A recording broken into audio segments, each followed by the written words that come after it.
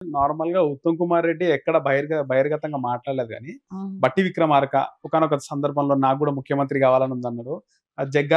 జగ్గారెడ్డి లాంటి వాళ్ళు, కోమటిరెడ్డి వెంకటరెడ్డి అయితే బహిరంగంగా ఆయన మాట్లాడడం జరిగింది. 50 కోట్లు ఇచ్చి పిసిసి పదవి తెచ్చుకుండు చంద్రబాబు మనిషి అది ఇలాంటి.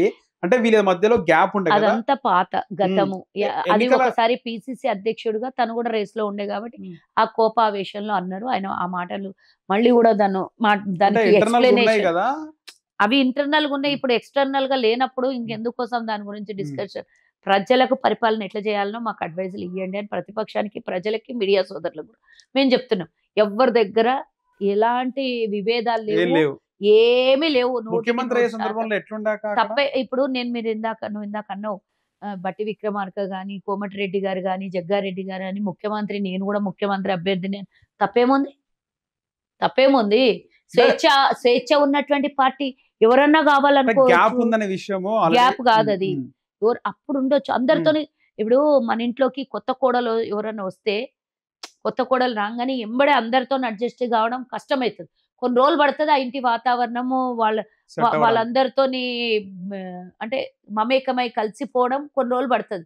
అట్లనే గదా! మా పార్టీలోకి తల్లిగారింటి నుంచి అత్తగారింటికి వచ్చినట్లు రేవంత్ రెడ్డి గారు పార్టీలో అందరిని కలుపుకొని పోవడానికి కొన్ని రోజులు సమయం పట్టింది. అప్పుడే యాక్సెప్ట్ గూడా చెయ్యం గదా! ఒక్కోసారి ఇంట్లోనే ఆడబిడ్డ ఉందనుకో, కోడలికి ప్రేమ చేస్తే తల్లి కోడలికి ప్రేమ చేస్తే బిడ్డే అంటది నాకన్నా ఎక్కువగా నీకు కోడలు ఎక్కువైందా అని అంటారు. అట్లా కొన్ని సందర్భాలలో కొన్ని ఫీలింగ్స్ డెఫినిట్‌గా ఉంటాయి. ఆ ఫీలింగ్స్‌లలోనే వాళ్ళు అనుంటారు. ఇప్పుడు ఎక్కడనన్నా గాని నిజంగా మీరు ఒక్క మాట ఎందుకు గమనించట్లేదు?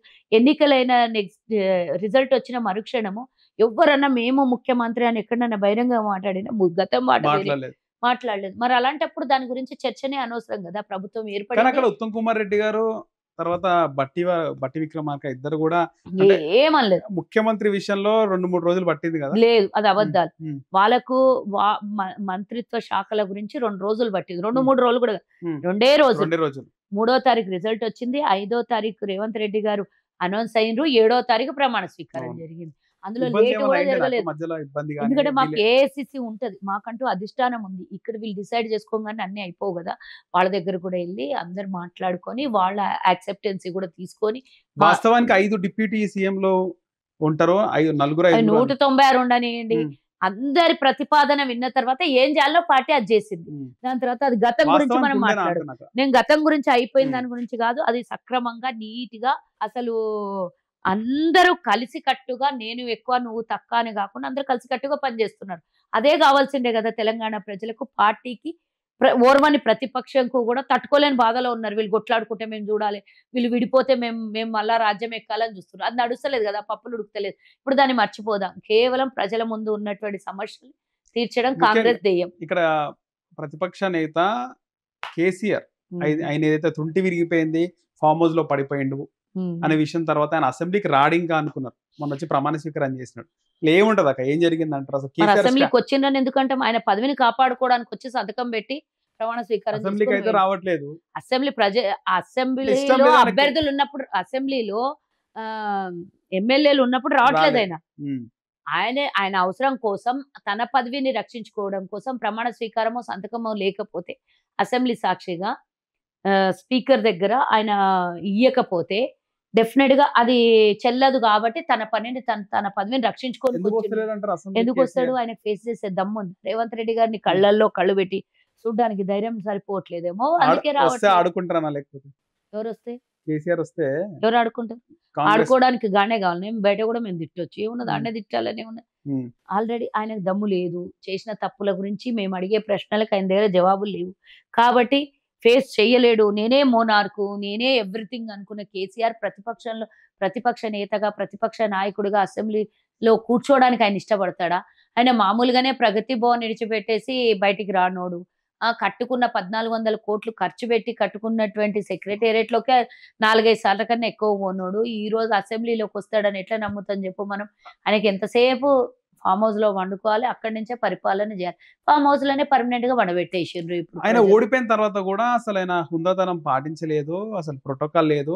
ఓడిపోయిన తర్వాత ఆయన నేరుగా గవర్నర్‌కెళ్ళి రాజీనామా పత్రం ఇవ్వాలా? ఆ ఓటమి ఎవరితోనో పైన పంపించి. స్పందించాలా? అవేం లేకుండా డైరెక్ట్‌గా ఆయన సెక్యూరిటీని లెట్ వదిలేసి డైరెక్ట్‌గా ఫార్మ్ హౌస్‌కెళ్ళిపోయారు. ఎట్లా చూస్తున్నారు ఆయన వైఖరిని మీరు? అంటే ఇప్పుడు మనిషికి అనేది తట్టుకోలేని పరిస్థితుల్లో అలాంటివన్నీ చేస్తారు. ఉమ్, ఆయన ఊహించని పరిణామం అది. ఉమ్, కాబట్టి ఇంకేముంది, నేను ఏం ఎక్స్‌ప్లనేషన్ ఇయ్యగలను. అంటే హుందాగా ఎట్లా రుబాబుతోని చెప్పుకున్నారు తండ్రి, కొడుకులు, హైటెక్. అల్లుడంటే 95-105 స్థానాలొస్తాయని అవును. చెప్పుకున్నోళ్ళకు 39 స్థానాలు. అవి గూడా ఏదో కొన్ని చోట హైదరాబాద్ అట్లాంటి నగరంలో మా కాంగ్రెస్‌కి రాకపోవడం, 24లలో 7 వాళ్ళకొచ్చి మిగిలినయి 14 వీళ్ళకి రావడం అనేది ప్లస్ అయింది తప్పించి, గ్రామీణ స్థాయిలలో, రూరల్‌లలో ఎక్కడ గూడా కేసీఆర్ నామమాత్రంగా గూడా లేకుండా కరువైపోయినటువంటి జిల్లాలు. అలా కేసీఆర్ ఊహించనటువంటి పరిణామం చోటైతే, ఆయన తట్టుకోలేని పరిస్థితిలో ఫార్మ్ హౌస్‌కెళ్ళిపోయిండు. అది కామనే గదా! ఫార్మ్ హౌస్‌కెళ్ళడం. ఇగ మళ్ళా మేము ఊహించిందే, ఓడిపోయినంక ఆయన కనపడడు, కనుమరుగైపోతాడు అనుకున్నాం. ఏమనుకున్నాం అదే జరిగింది. మళ్ళా వచ్చి నల్గొండలో ఏదో సభ పెట్టిండు. అంటే డిబేట్ చేసే దమ్ము లేక ప్రజలు ఏకనిరంజన్‌లాగా నువ్వు మైక్ పట్టుకొని మాట్లాడితే ఎదురుగుండా ఉన్న సభలో వినేవాళ్ళు ప్రేక్షకులు నీకెవరు క్వెషన్ ఎయ్యరు కాబట్టి అక్కడొచ్చి మాట్లాడినావు. అది కూడా ఎఫెక్ట్ లేదని చెప్పేసి చాలా మంది రాజకీయ విశ్లేషకులు అది అంటున్నమాట. సెకండరీ. హ్మ్. అక్కడ అది ఎఫెక్ట్ ఉండదని మనకు తెలుసు. పోయి నల్గొండాల నువ్వు పక్కాళ్ళ నుంచి 4 జిల్లాల నుంచి అందరిని తీసుకొనొచ్చి జన సమీకరణ చేసి అక్కడ కూర్చోబెడితే ఏం ఎఫెక్ట్ ఉంటది చెప్పు? అప్పుడే ఓడిపోయిన బాధలో ఉన్నటువంటి మీ కార్యవర్గము, మీ టీఆర్ఎస్ అభిమానులంతా జీర్ణించుకోలేని పరిస్థితిలో మీలాంటోళ్ళు, అంటే కేసీఆర్ అప్పటికే ఒక 15, 20 రోజులు, నెల రోజుల నుంచి అసెంబ్లీలో పూర్తి స్థాయిలో ఎండగడుతున్న మేము జూసి, అక్కడ వాళ్ళ వర్గంలో ఉన్నటువంటి వాళ్ళు కూడా పనిచేయని నిస్సాయ స్థితిలోకెళ్ళిపోయిండ్రు. ఆ తర్వాత ఇంకోటేందంటే, అసెంబ్లీలో మాట్లాడితే నిజాలు, వాస్తవాలని అంగీకరించాల్సొస్తది. ఇప్పుడు డెఫినిట్‌గా ఒక జీవో పాస్ జేయాలి కాళేశ్వరం మీద. ఆ జీవో పాస్ జేయాలంటే కేసీఆర్ కాన్షియస్ ఒప్పుకోదు గదా! ఒప్పుకోదు. కాబట్టి రాలేడు. మళ్ళా ఆడ కూర్చొని ఉల్టా పుల్టా మాటలు మాట్లాడిండు. నువ్వు అదేదో జవాబు ఈడ చెప్పేటోడివి అసెంబ్లీలో చెప్పాలి గదా! అసెంబ్లీలో రానీకెందుకు ధైర్యం లేదు? 7.2 కిలోమీటర్లు ఉన్న అసెంబ్లీకి రాలేవు. ఇంటికాడ నుంచి 9.2 కిలోమీటర్ల దూరంలో ఉన్న ఫార్మ్ హౌస్. ఫార్మ్ హౌస్ గాదు, నల్గొండకు పోయి సభ ఓకే. పెట్టినవు. కేవలం సభలకే అంకితమైన. అప్పుడైనా ఇప్పుడైనా ఇప్పుడు ముందు గూడా రాడంటారా అక్క? ఫైనల్ గా రాడా కేసీఆర్? ముందొచ్చిన అధికారంలో ఉన్నప్పుడు. ఉమ్, ముందొచ్చిన అధికారంలో ఉన్నప్పుడు. అసెంబ్లీకి. అధికారంలో ఉన్నప్పుడే ఆయన కనుమరుగు.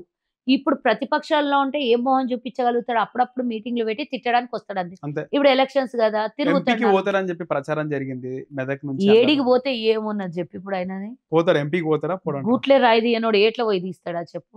ఇది రాష్ట్రంలో తీయనోడు కేంద్రంలో తీయగలుగుతాడా? సారు, కారు, సర్కారు 16 అన్రి. ఏమైంది జెప్పు? మొత్తం దేశ్‌కి నేత అన్రి. మేము అవసరమైతే మేము ప్రధాని అయితామన్రి. కేంద్రంలో, రాష్ట్రంలో చక్రం తిప్పినట్టు కేంద్రంలో తిప్పుతామని. చక్రం బాయ్ బొంగరం గూడా లేకపాయె మీది. ఇక అవన్నీ నేను మాట్లాడదలుచుకోలేదు వాళ్ళ గురించి. ఒకటే ఈరోజు వాళ్ళు చేసిన తప్పులకి వాళ్ళు తోకున్న గొయ్యిలో వాళ్ళే పడ్డారు. అహంకారం ఒక ఎత్తయితే అవినీతి ఇంకో ఎత్తు. కాబట్టి ఈ 2 కలగలిపి కేసీఆర్ అనే ఒక సామ్రాజ్యాన్ని, అంటే నియంత పాలన, ఒక గడిల పాలన, ఒక వెలమ దొరల పాలనని కుప్పగూల్చేసుకున్నారు. వాళ్ళకి వాళ్ళే అనుకోవాలి. ఆంధ్రప్రదేశ్‌లో ఆయన పోటీ చేసే అవకాశం ఉంటదంటారా బీఆర్ఎస్ వీళ్ళు? అధికారంలో ఉన్నప్పుడే పక్క రాష్ట్రాలలో ఎలక్షన్‌లు జరుగుతాయి. ఆ కర్ణాటకలో జరిగితే ఆయన పోటీ చేయలేదు. ఆంధ్రప్రదేశ్‌లో ఎందుకు పోటీ చేస్తాడు? ఆయన మిత్రుడు జగన్మోహన్ రెడ్డి. హ్మ్. ఆయనకి ఇక్కడ నుంచి ఫండింగో చేస్తాడు. లేకపోతే ఆయన ఈయనకో ఫండింగ్ చేస్తాడు. అట్లా ఇద్దరి మధ్యల స్నేహ భావము, వయసులో తేడా ఉన్న తండ్రి కొడుకుల భావము, అన్నదమ్ముళ్ళ భావము ఉండొచ్చు గానీ, ఈయన పోయి ఆయనకు వ్యతిరేకంగా ఇప్పుడు పోటీ చేయాలంటే ప్రభుత్వం మీదనే వ్యతిరేకంగా పోటీ గదా! హ్మ్. మరి ఆయనకు ప్రభుత్వంతోని మంచి సంబంధాలున్నటువంటి వ్యక్తి జగన్మోహన్ రెడ్డి మీద మళ్ళా పోయి ఏం పోటీ చేస్తాడు అనుకుందాం. చేస్తే ఓకే. గిస్తే ఆయన పొత్తులో ఏమన్నా 2 సీట్లు గిట్ల ఇస్తా అంటే చేస్తారో ఏమో మరి, నాకైతే తెలవదు. కొత్తగా నువ్వు చెప్తుంటే నేను వింటున్నా. హ్మ్. పొత్తులో. నేను అంటున్నా, నువ్వు చెప్తున్నా, హ్మ్. నాకేం తెలీదు. జాతీయ రాజకీయాలైతే పోయే అవకాశం లేదు ఇక కేసీఆర్. ఏమో అడగండి మరి ఆయన దగ్గరికెళ్ళి. హ్మ్. అంటే మీరేమనుకుంటున్నారు? నాకేం తెలుసమ్మా. హ్మ్. ఈడేమి ఇప్పుడు రాష్ట్రంలో ఖతమైపోయిర్రు. దేశం మొత్తంలో జాతీయ రాజకీయం చేయాలంటే కొడుకుండు కదా ఇక్కడ. ఎక్కడన్నా ఏమన్నా స్థానాలు ఉండాలి గదా! ఒక పార్లమెంట్ ఇవి ఉండాలి గదా! ఇంకేడన్నా పోటీ చేయిచ్చి ఉండాలి గదా! ఈడ చేయలేదు. చేయలేదు అనంటేనే ఆల్రెడీ కొలాప్స్ అయిపోయినట్టు. ఈడ గూడా అరా కొర్రా వస్తే ఇప్పుడు జాతీయ స్థాయిలో చూసేవాళ్ళం గాబట్టి ఆ బాధ అయితే ఉంటది గదా! అది ఆ కోశాన ఒక దిక్కు పెయిన్ అయితుంది. అసలు ఎందుకు ఓడిపోయినాం? ఛత్తీస్‌గఢ్‌లో ఎంత మంచిగా అసలు రైతులకు అంత మంచి పరిపాలన అందించినాం. ఎవ్వరు గూడా గతంలో చేయనంటే అభివృద్ధి చేసినాం గదా! అనే ఫీలింగ్‌తోని ఇంకా ఎక్కువ మెజారిటీతో గెలవాల్సింది ఓడిపోయినాం అక్కడ. రాజస్థాన్‌లో గూడా అట్‌లీస్ట్ ఎడ్జ్‌లో గెలుస్తాం అనుకున్నాం. మధ్యప్రదేశ్‌లో మనం జూసిన ఎగ్జిట్ పోల్స్‌లలో ఓడిపోతామని వచ్చింది. కానీ ఈ విధమైనటువంటి మ్యాండేట్ ఇస్తారని ప్రజలు అనుకోలేదు.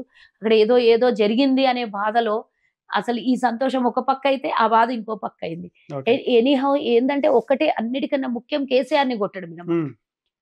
కేసీఆర్‌ని కొట్టడం, మేమున్న రాష్ట్రంలో అధికారంకి రావడం అనేది చాలా హ్యాపీనెస్ గదా! హ్మ్. అసలు కొంతసేపు గెలిచినమా అనంటే ఒక నిమిషం మెజారిటీ వచ్చేటప్పుడే మీకు ఆ! సీట్ల సంఖ్య పెరిగేటప్పుడే ఆనందం వేసిందంట. ఆనందం అయ్యింది. అంటే ముందు రోజు ఎగ్జిట్ పోల్స్ అన్నీ అవును. వస్తే రేవంత్ రెడ్డి గారు నేషనల్ మీడియాకి చెప్పినప్పుడు 70+ అని వాళ్ళు చెప్తే లేదు లేదు 80+ వస్తాయి అన్నప్పుడు ఫుల్ హ్యాపీ ఉంది. అసలు ఒక ముఖ్యమంత్రి 3 తారీఖు స్థాయిలో వరకు ఉన్నారు. ఆగాల్సిన అవసరం లేదు. ఇప్పుడే సెలబ్రేషన్ చేసుకోరి సెలబ్రేషన్ అన్నారు. చేసుకోండి అన్నారు కదా! హ్మ్. మాకందరికి.